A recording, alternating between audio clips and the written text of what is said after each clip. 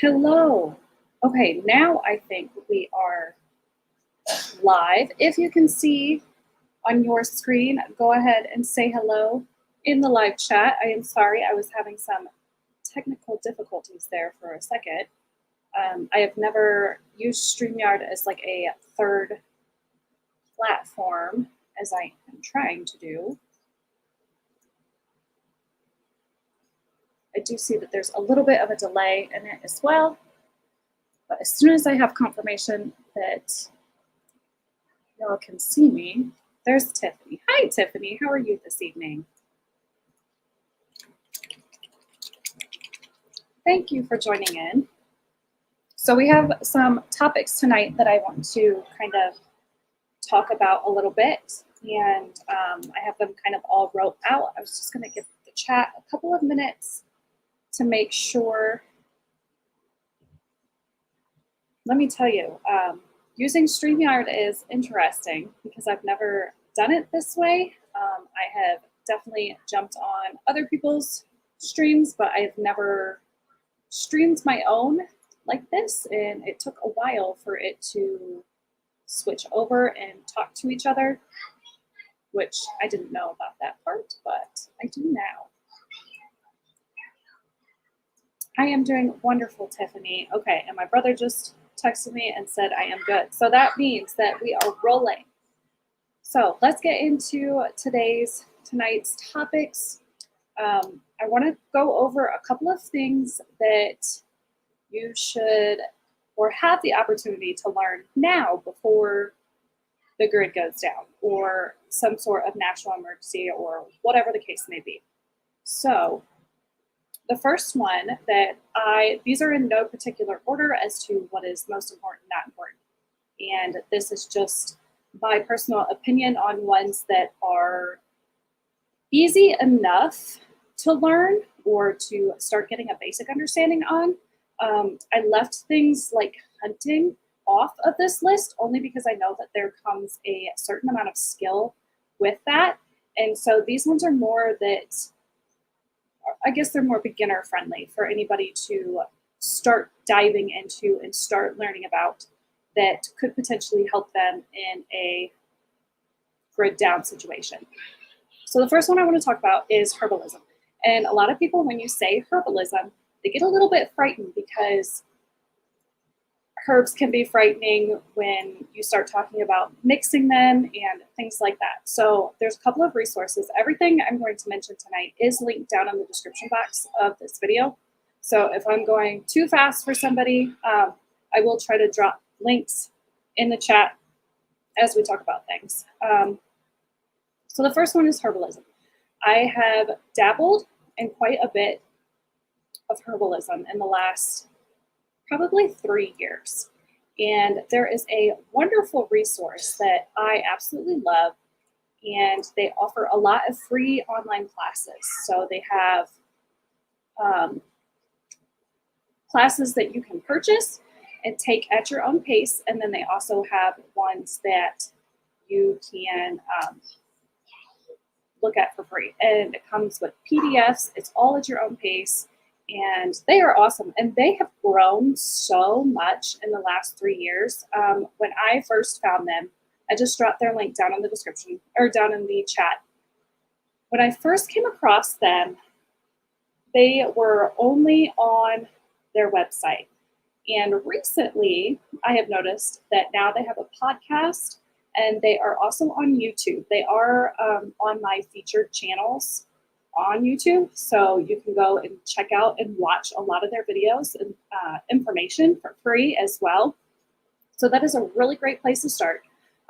They really break down why they use certain herbs, which I think is extremely important because you don't want to just start mixing herbs and have adverse reactions. So they really break down why they pick each herb, what it's used for, the different ways that it can be used, and then they also go into like singular herbs as well, which I love. So if you are looking for specific class on like lavender, or I know they do nettles, you can go through and get like very specific information about each of those individual herbs.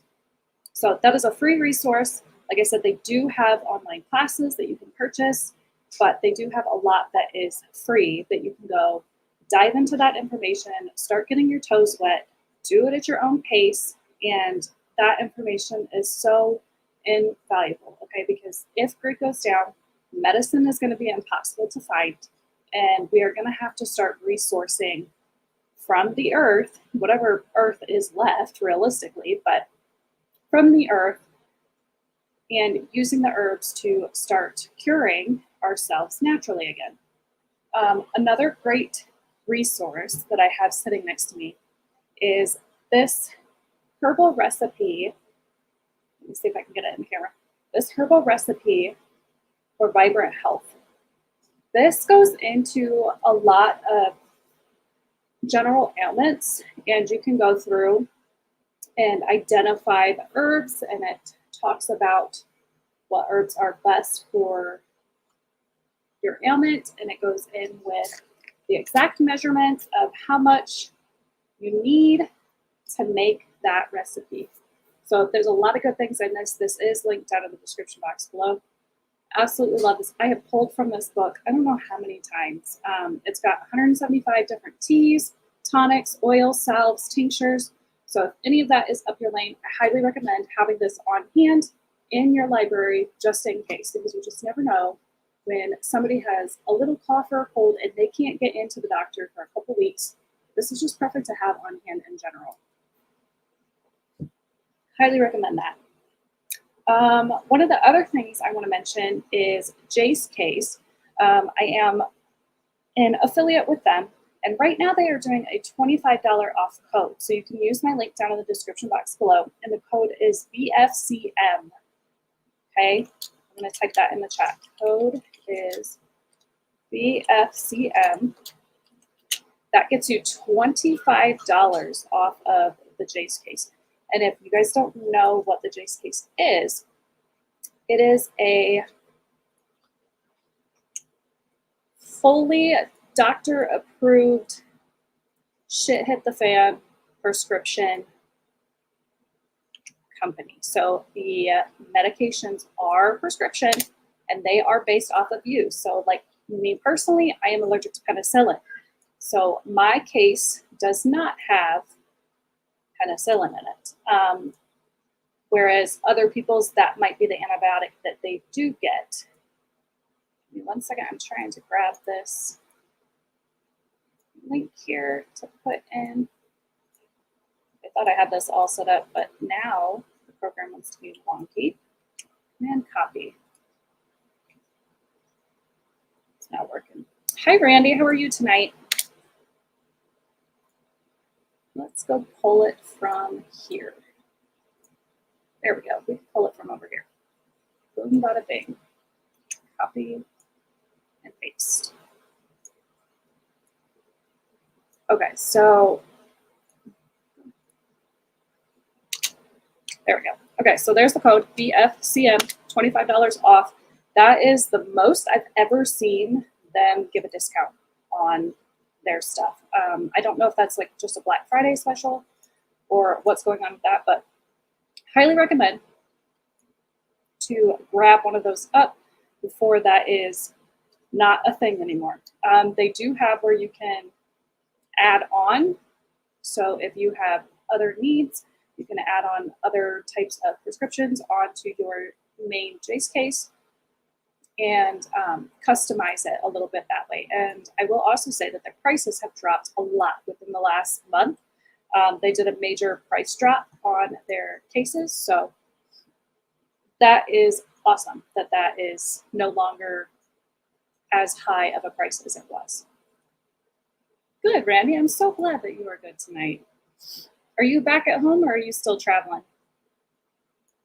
Randy is a truck driver, so he might be out on the road right now. Hopefully he's not driving and in the chat at the same time. Okay, so Herbalism, highly recommend. You can go find a lot of good free information online. The good old U of the Tube has a lot of other resources out there, but those are the ones that I know and that I have used personally to build up my knowledge on herbalism. Okay. The next thing I want to talk about, of course, is gardening. I love gardening, and I feel like a lot of people think that gardening has to be this beautiful $10,000 fully stacked type of garden in order to get a lot of produce and a lot of good crops. And I'm here to tell you that I planted a massive garden this year and halfway through decided to let it be. And we had so many tomatoes from that garden that I have tomatoes everywhere. I canned tomatoes, I freeze-dried tomatoes, I dehydrated tomatoes, there's tomatoes in my freezer. I just had so many tomatoes, and I was like, why will these plants not die? Like at one point, I was hoping that the tomatoes would just all die because I got tired of harvesting so many tomatoes. So I'm here to say it does not take much or a ton of money to grow a fantastic part of crop that you can use then to feed yourself, feed your family. And that is definitely something that is going to be needed if the grid goes down, is you're only going to have your back pantry for X amount of time, and then you're going to have to start going and learning the skills on how to garden. But not only that, but gardening off grid is completely different than being able to go and run your tiller. And you're going to have to think about crops that take a small amount of space, but have a large yield. So things like tomatoes, pepper plants. You're not going to want to do corn necessarily. I mean, you might get one or two off of each stalk, but you almost need a bunch of those to make it worth it. So really consider what seed you're buying. Seed saving is huge. Learn how to seed save now while you can, while you have the additional tools to help you be able to do that, because eventually you're going to have to air dry your seeds and it takes extra work, and you may lose more than what you did if you had the tools to be able to do that. Hi Tanya, how are you this evening? Thanks for joining in. We are on gardening. So in the description box, there are a couple links on a hand tiller. There is the survival seeds. The survival seeds, I have them personally in my stash, I guess you would call it. I also have the Augustin Farms survival seeds. Those come in a number 10 can, so I have one or two of those as well. But the one down in the description box below is the survival seeds that we have as well. And it is always good to have a backup for a backup for a backup, especially with seeds, because one set of survival seeds may have something that does really well in your area and another that doesn't. So definitely keep that in mind when buying these packs, that not everything is necessarily the best for your region and for your area. Okay, let's go on to, we're moving through these quickly, my friends, because we don't need to be live for 10 hours. So the next thing that I want to talk about a little bit is food preservation. So obviously when you have a garden, you want to preserve as much of that as you can to help go through the winter months. And when you think about like how the Amish can their stuff, they do a lot of fermenting. And the reason being for that is fermenting and pickling, it's not necessarily long-term storage. So when they're doing that, it's to make the food, to preserve the food for winter. So when you start looking at like the old ways that they used to can, that we have now deemed unsafe, you have to think that we weren't canning stuff for 3, 4, 5 years. We were canning stuff to last us 4 or 5 months to get us through the winter time. So that way we would have a kickstart come spring and be able to start rotating through that fresh produce again. So keep that in mind if you are digging through a lot of the old recipes and you're just like, oh, that's deemed unsafe. That is a lot of the uncertainty there, is that I think people are putting a timeline on it that is unrealistic. I typically do not like to can stuff and have it on my shelf for longer than 3 years. If it's still there by 5 years, it's because it got pushed all the way to the back and needs to be ate like ASAP. So when you're pressure canning, dehydrating, you are taking nutritional value out of that food to preserve it longer. Yes, the food is edible, but it may not have the same nutritional value as it did when you put it in there. So the longer it sits on your shelf, the more nutritional value it loses. So for me, after 3 to 5 years, that canned thing of spinach may not necessarily have any nutritional value. Will it fill your belly? Sure. But are you getting the nutrients? Not anymore. That's just my personal feel on that. Some other ways, though, slow dehydration makes it so the food doesn't lose as much of the nutritional value. So down in the description box, I've linked a dehydrating net that you can hang up outside. This would be off-grid. You don't need power or anything like that. I think a lot of people also think that dehydrating is super expensive, and it can be. I have an Excalibur dehydrator, and yes, those are expensive. They're a couple $100, but it does a lot more than just dehydrate. You can make yogurt, you can raise your bread. You can make fruit leathers in it.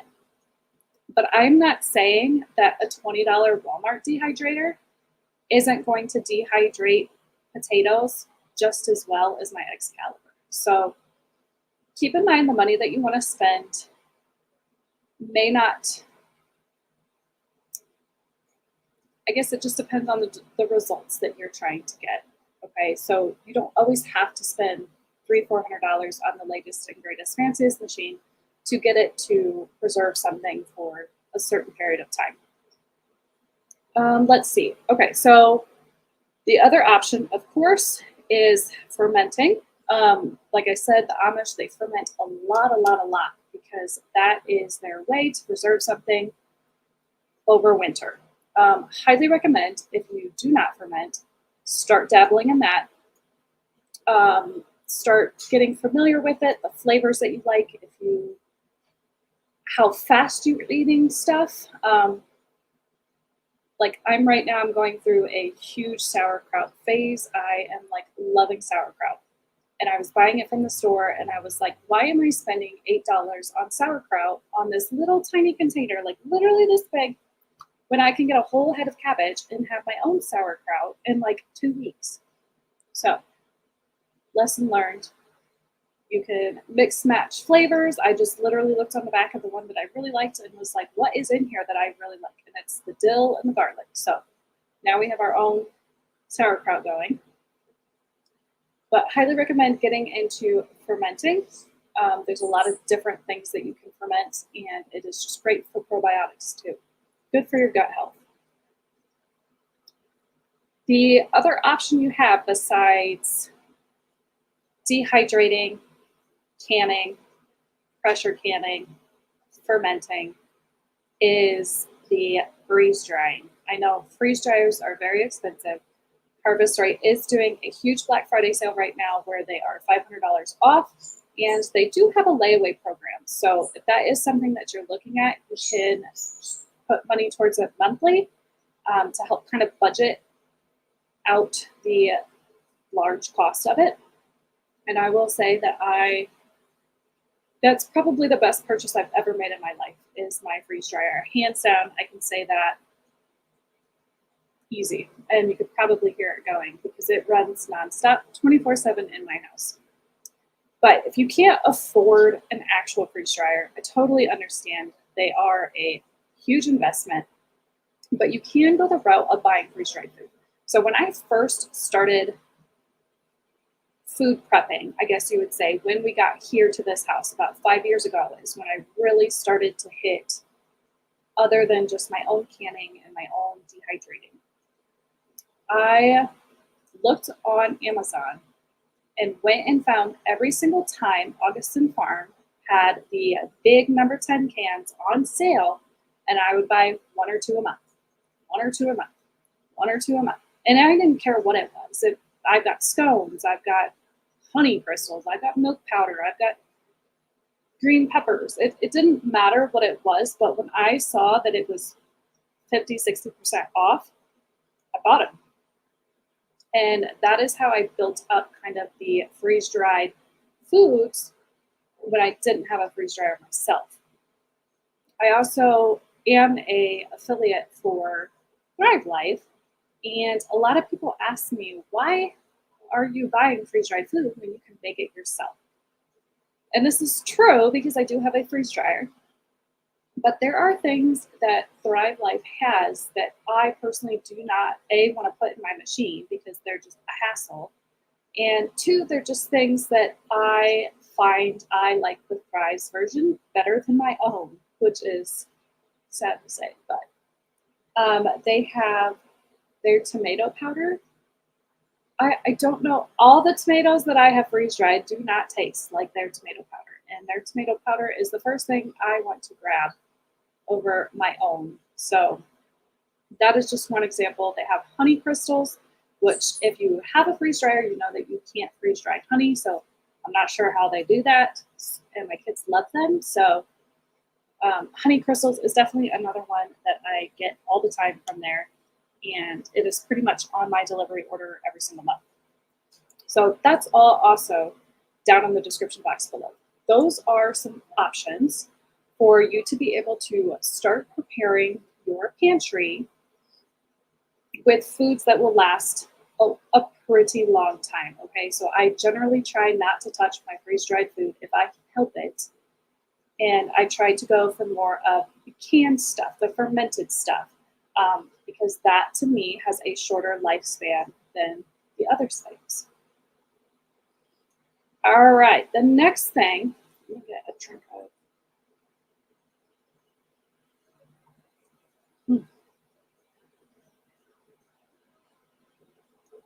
Anybody in the chat have any thoughts? Anybody's welcome to kind of chime in. I feel like I'm rambling, but.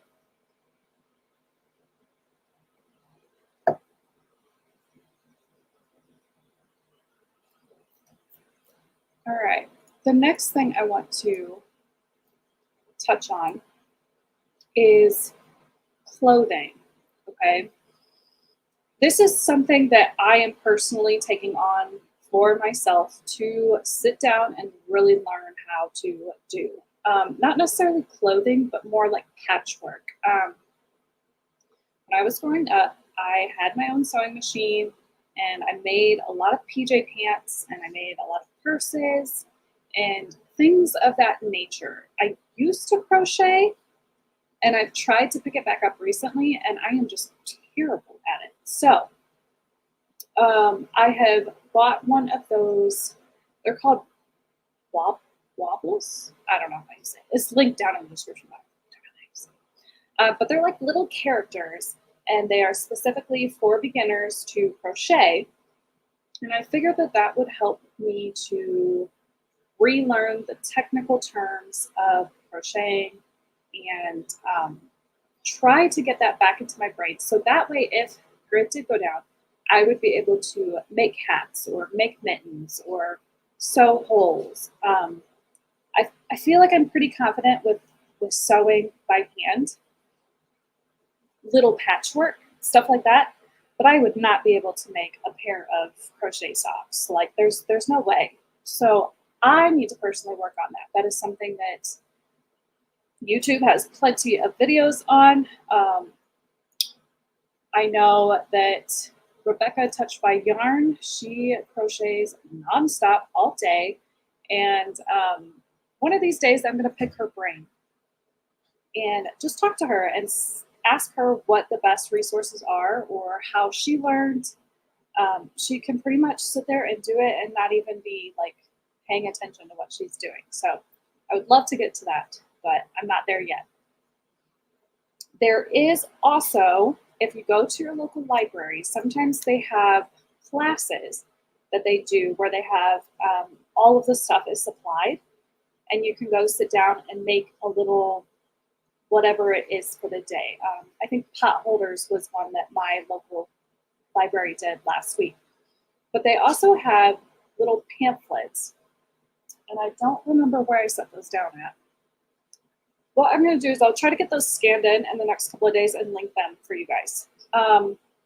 But they are little pamphlets. It's like a little trifold pamphlet, and it just breaks down the very basics of like crocheting, what all of the abbreviations are, everything like that. Same with knitting. And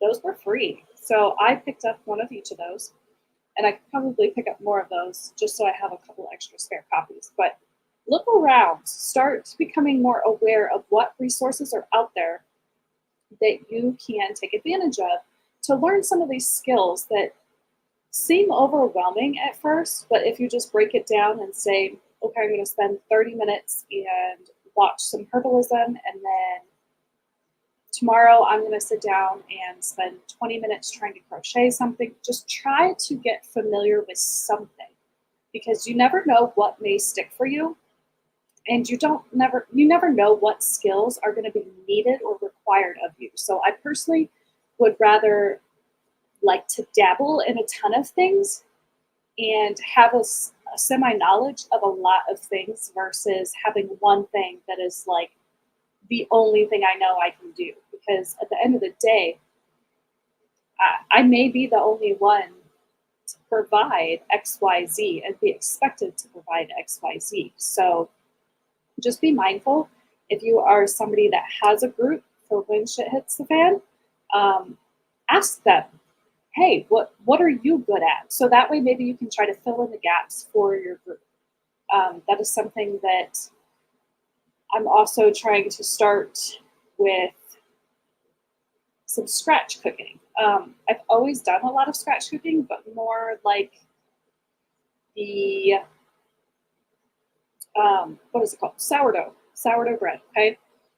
A couple weeks ago, I was asked to be in, I want to say it's Yogi, and I can't remember who our other one was, but they were doing a sourdough collaboration for the month of, I'm going to say it was October.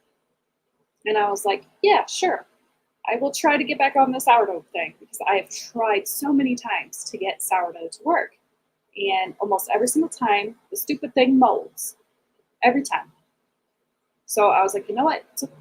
I will use this as motivation to start again. And so I did. And I got it relatively okay the first week. And then it molded. And it's got to be from the fluctuation of my house, okay? So the temperature here is very up and down.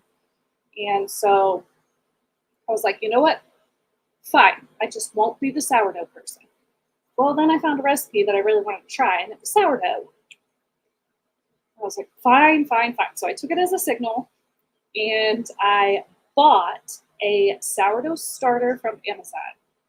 And that was probably the best decision I could have made there, because my sourdough has now been living for 2 weeks, no problems. And let me just say, I feel like it wasn't me this entire time. It probably was. But this sourdough has been amazing compared to any other ones. I feel like I've had to babysit the other ones. And this one, I've forgotten one day and then fed it the next day, and it was fine. So if you cannot get yourself to get a successful sourdough starter, highly recommend just going and buying one from Amazon, because it was worth the 12 bucks or whatever it was, okay? And I have made some delicious sourdough cinnamon bread rolls. I have made sourdough. I have made garlic breadsticks, sourdough garlic breadsticks. Just so many things that I now prefer to use that in versus everything else. So highly recommend. And that kind of brings us into the last topic that I want to talk about tonight. And that is scratch cooking or scrappy cooking. We are very privileged. We cut our onions, we throw away a lot of useful parts of the onion. and we just kind of toss it in the bin, and that's it. I've been doing a lot of reading on the Great Depression and how they took things and really extended the lifespan of them. So they may have gone to the store and the only thing they got was cabbage for their rations. Lo and behold, you can make a meal out of just cabbage. But we have become very, if we don't have a certain ingredient, we are running to the store to go get that. But we have the power of the internet right now to be able to go and print off a list of substitutes. Okay, so if you don't have an egg and you're trying to bake, you can use applesauce. So instead of running to the store, spending money, and buying things that you may or may not need on the way there, if you're like me, that's what I do, unfortunately. Go look for substitutes now, so that way you know if the grid goes down or if there's rationing that comes, any sort of natural disaster. We all know that the shelves at the store get completely wiped out within a day, if that. Start thinking about alternatives, okay? Start thinking about simple eating, okay? We don't need to have the fanciest of fancy things. And I know it's kind of hard to say, especially with the holidays coming, and that's when we all pretty much make the most fanciest of things. But there's just a lot of things that we could do with a lot less. And getting scrappy is a perfect way to utilize things that would just end up in the bin and reuse them. So if you have the onion peel, for example, and you cut that, and instead of throwing it in the bin, you take it and you put it in a bag in the freezer bag, and put it in your freezer. Okay, and the next time you go to make chicken bone broth, beef broth, veggie broth, you pull out all those scraps. Same with like the tops of celery, same with the tops of tomatoes, all those things that you just toss into the bin, not even really thinking about it. Start collecting them and think about how you can repurpose them. I know a lot of people do already do that, but there's other ways that you can repurpose items as well. So if that's not your jam, you can take the onion peels, throw them in your dehydrator, grind them up once they're dry, and there you've got onion powder. Same with your garlic stuff. Everything can be reused, and we need to start getting back down to the basics. Start getting your basics. Start getting your flour, your sugar, your salt, your baking powder, baking soda. Because at the end of the day, a loaf of bread is going to go a lot further than your box of crackers. Start thinking about how you can fill bellies cheaper with less processed ingredients. It's going to make a huge difference. A lot of people are going to be hurting when they can't find their favorite bag of Oreos on the shelf. And it's going to be interesting, very interesting.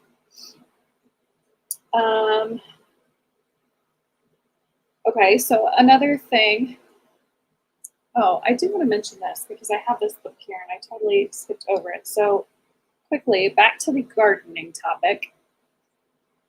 Another great option or another great resource is to go to your local extension's website. Okay, so your local extension office for gardening. Look up their website and see what book they are using for their gardening class. Okay, I have referenced this, I don't even know how many times, and I never actually took the class, okay? I have a voucher to take the class, and I just never did. This has so much valuable information about plants in my region, what grows best where, who grows best with what, companion planting, XYZ, the soil here, what kind of nutrients, the wildlife. There are just so many wonderful things in that book. And I'm going to tell you, if I had to bug out, I would probably grab this book and truck it with me because it's just, the information in it is amazing, okay? So definitely check with your local extension office. A lot of classes that they do offer,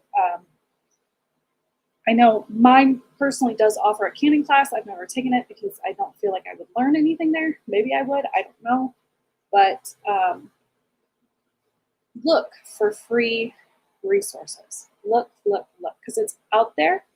You just have to look for it, okay? Back to the scrappy cooking. The last thing I want to talk about is on this live, I'm going to drop this link. 1 second, let me drop this link.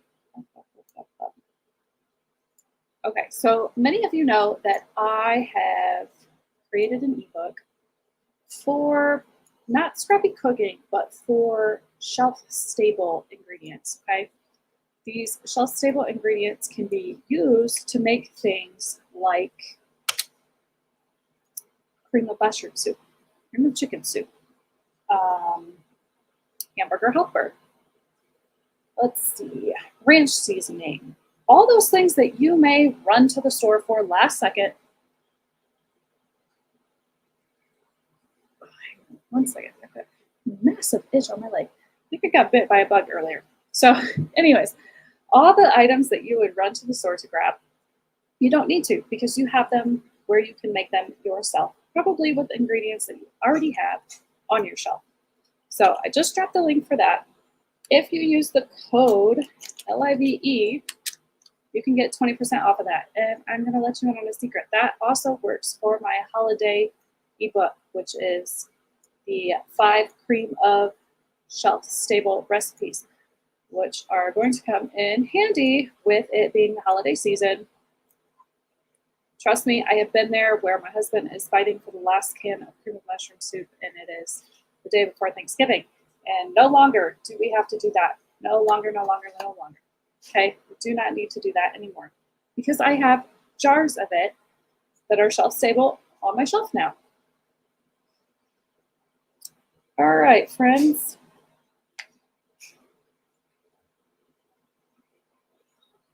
I'm just going through my notes to make sure that we talked about everything that I wanted to.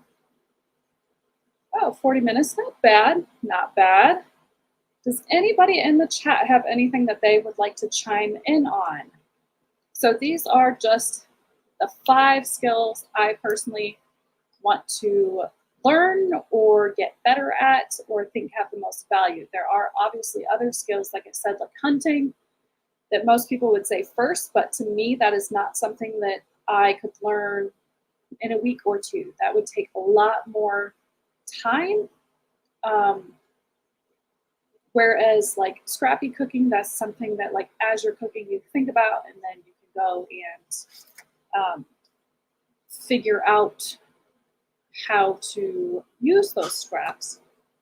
Gardening is something that might take a little bit more time, but it is something that can be done indoor or outdoor. There are beginner friendlies. You can easily start with herbs, tea garden, any sort of thing like that.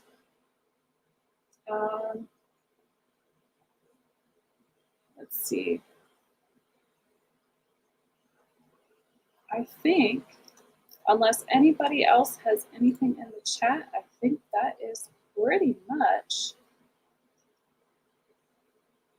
everything that I wanted to talk about tonight. If you did enjoy this chat, if you found something in it, anything in it valuable, go ahead and give it a big thumbs up. I truly appreciate it. That is something that really helps out the channel. And possibly, maybe if we get enough people trucking through and that enjoy this type of a flow of content. I don't usually do live videos, so if this is something that people do like, where it is kind of written out in topic and everything, you can go back to at your leisure in the description box or anything like that, or ask questions live.